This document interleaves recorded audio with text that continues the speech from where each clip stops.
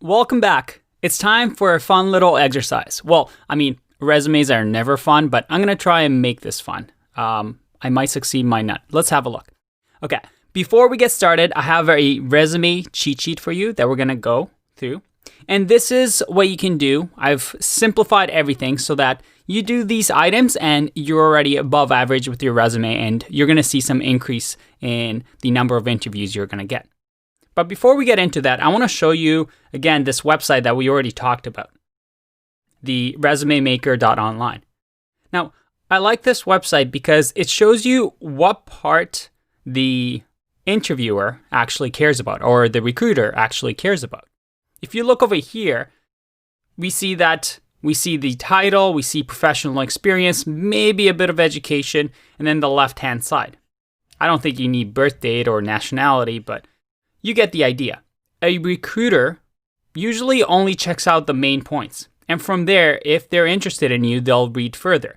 But you want to focus on these main points where a recruiter's eyes are going to be drawn, so that right away, within the first second, they see that you're a qualified candidate. So keeping that in mind, let's go over the points. All right, so I have the cheat sheet here, and I have here a demo resume that I just randomly found online. Now, before we get started here, let me make this a little bit bigger so you can see. You can pause the video here and have a look at this resume and see how you might want to improve it.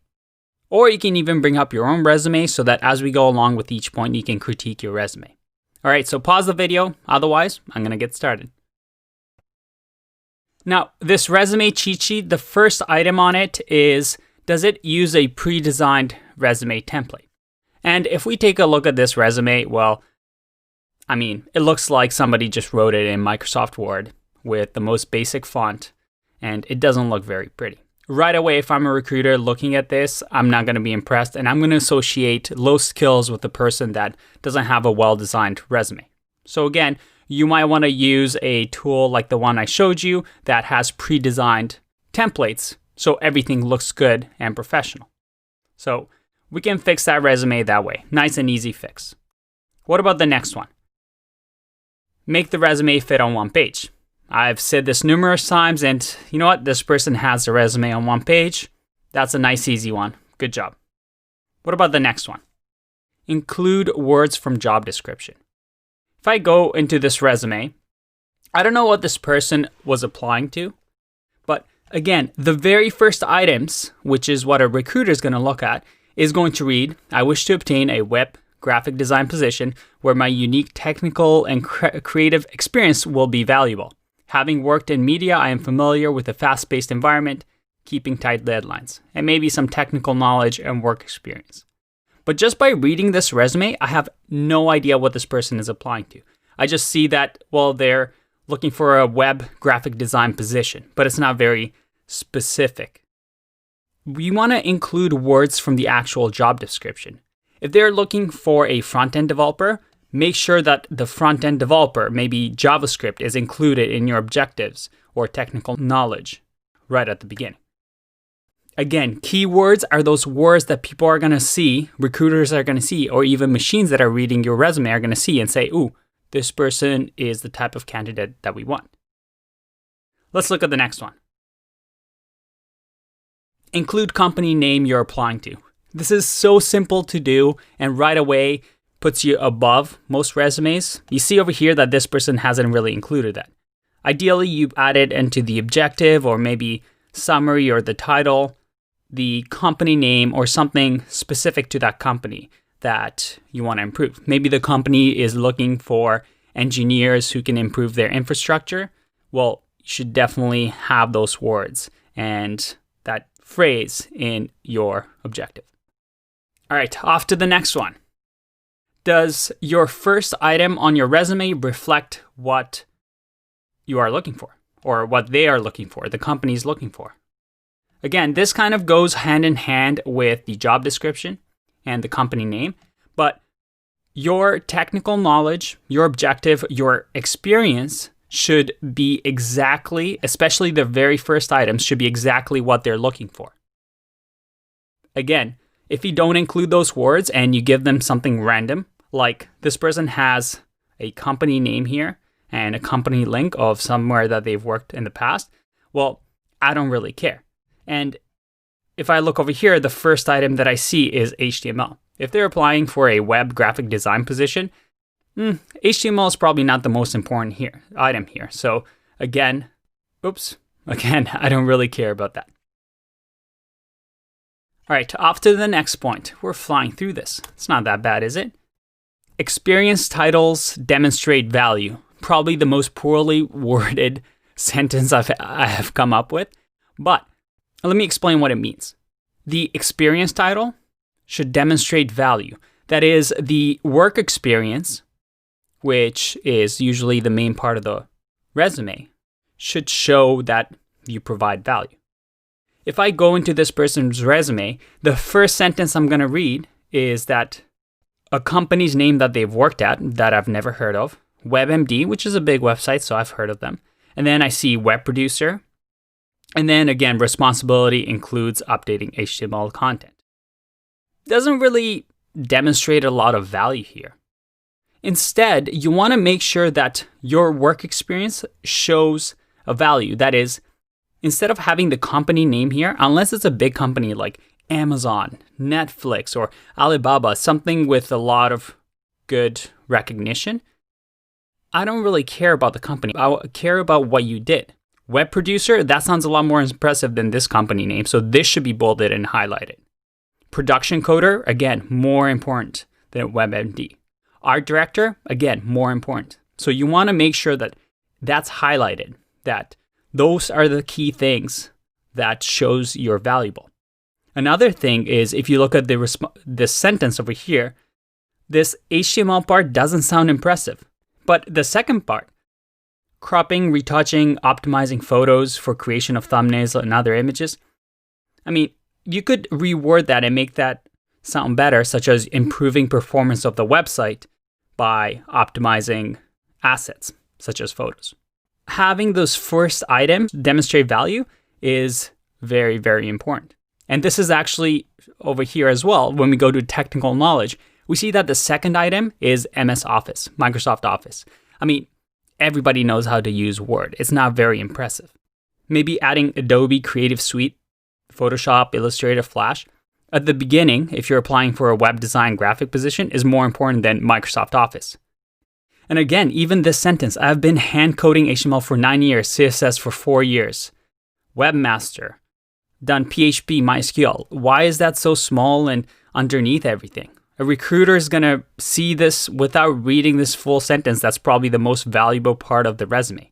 This should probably be up over here. Again, making those key items. Remember this image that I showed you, the very highlighted items, the most important thing.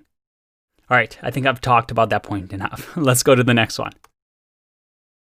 Do you have an online link? Again, if you're applying to be a web graphic designer, and for people taking this course, you're most likely some sort of an engineer, you should have some sort of an online link to your GitHub profile, maybe blog posts, maybe website portfolio. That needs to be at the very top. Next one, remove the word I. I wish to obtain, I am familiar, I was hired. I mean, all those sentences doesn't really tell me anything. You're adding extra weight. Again, you only have a few seconds to impress a recruiter, and you're adding these extra items that we don't really care about. As a recruiter, we want to know right away what you can offer us, what type of asset you would be. I have been. That we don't really care about that. Instead, let's just say something like professional web graphic designer with 5 years of experience. Gets to the point right away. Again, we don't care about I have been coding or any of those I's. Get to the point right away. Speak in the third person if you want to. Just make sure right away the first sentence that they read are the keywords and important items on the list. Let's look at the next one. No buzzwords describing how great you are. And you know what? This person definitely undersells themselves. I think this resume could be a lot better. This person definitely does not overinflate themselves. But what I mean by buzzwords is don't put garbage on your resume that doesn't mean anything. So words or phrases such as thought leader, passionate entrepreneur. And sometimes people actually think negatively on these type of terms. Don't tell the recruiter, him or her, what to think about you. And we want to focus on using something called action words. And that's actually the next point. Instead of using vague terms that don't really mean anything, we want action words. What did you do and what were the results? And you can be really creative here. Every time you do something with code, see how you add it to your resume as an action and an end result. It's very easy to just list your responsibilities, kind of like this person has done, but what did you actually do? And I mean, this sentence is actually pretty impressive over here. The content, or not this one over here, testing the content management system and seeing that migration to the new servers is running smoothly.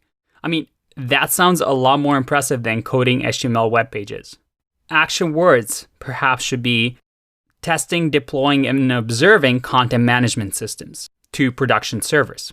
Maybe add some monitoring there, but you want to show exactly what you did and then perhaps even say what were the results, that the customer experience improved or that more customers came to the website because of this transition to production servers. And again, this translates into the next point. We want to measure everything in terms of impact. Don't just describe your responsibilities. We want to show off what we've actually done for a company like WebMD. Ideally, you have some sort of numbers, such as by how much did you improve the website performance by optimizing the photos and thumbnails? How much did the traffic of WebMD improve because of this migration to new servers? By having numbers, it's a lot more tangible. As a recruiter, I can see the impact that you had on the business because let's be honest here, companies hire people that are assets, that improve the company and create more revenue for them. So if you're able to demonstrate that in a past job that you've actually, here are the numbers, this is how I improved the company, well, then you for sure are going to be a good hire. All right, let's talk about the next one. We're almost done here. Hang with me here. I know resume is not the funnest topic, but I promise you it's going to get better and better. So technical knowledge, skills should include what they are looking for. Only show years if it is impressive. So over here, this person, when I say years, I'm saying, hey, if you worked at this company only for a month or 2 months, well, that's not very impressive. But if you have a certain number of years of experience, this person has 9 years that they've been coding on HTML, CSS for 4 years. I mean, that's 9 years of experience. You don't even have to mention HTML or CSS. You can just say that you're a web and graphic designer with 9 years of experience. I mean, that sounds impressive. And you also want to make sure that these technical skills is what they're looking for. I doubt they're looking for MS Office or laptop PC hardware knowledge. They're probably looking for Photoshop, Illustrator, maybe CSS, maybe PHP, MySQL. Maybe it's a React.js position you're applying for. You want to make sure that you show off those skills. And if you have many years of experience with them, make sure you include that number. If you don't have that many years of experience, just don't show the number. You don't need to tell them everything. All right, last 2 items. Include only items that are impressive. Experience, projects, education, technical skills. This just says, hey, only include items that a recruiter really cares about. For example, if I was an intern at a flower shop 5 years ago, as a recruiter, maybe recruiting for a software engineering role, I don't really care about your flower experience. I mean, hey, maybe some people do, but I doubt that they do. Only include things that are relevant or can be indirectly improve your odds of getting a job. You don't want to just fill out a resume just to fill out a resume if it doesn't actually add to your overall picture. Now, this person does a pretty good job. You can see that most of their experience is technical knowledge, so that's good. But we see over here that usually you want to include experience, maybe projects, education, and technical skills. Anything outside of that, I mean, you can add it, but only if you think it'll improve the way the recruiter sees you. But those 4 categories should be enough. And then finally, everybody knows this, but I added it on here just in case. No typos or bad grammar. If you're not a native English speaker or a native speaker of your language, make sure you get somebody to double check your resume that there's no typos, but everybody knows that. Whew. All right, that was a lot. I know, but hey, I'm excited just as you that we're pretty much done with the resume section. So we can get into the fun technical part. But, people have written books on the topic of how to write resumes, and there's so many things, so many minor things that you can adjust to make them important. But if you follow these steps, and I'm going to give you this sheet right after this lesson, you've pretty much done 90% of the work that is important for you to get a job. After that, you should be focusing on other things, such as improving your skills as a developer. So by just following this simple list, I guarantee your percentage of getting interviews is going to increase, at least with resumes. That's it. Hopefully by looking at this and your own resume and looking at these checkpoints, you can see how you can improve things. It's all about wording and how you can get the recruiter to see the top parts about you, the good things about you at the very beginning, so that it catches their eye and they say, I'm going to keep reading, or I'm going to give this person an interview so I can find out more. Now, that's enough for resumes. There are books written on the topic, but you have to remember that they're simply a way to get interviews. And as such, treat them that way. Don't overcomplicate them. But I hope you get the general goal here. Every word in a resume should convince the recruiter why they should hire you. I'll see you in the next video. Bye-bye.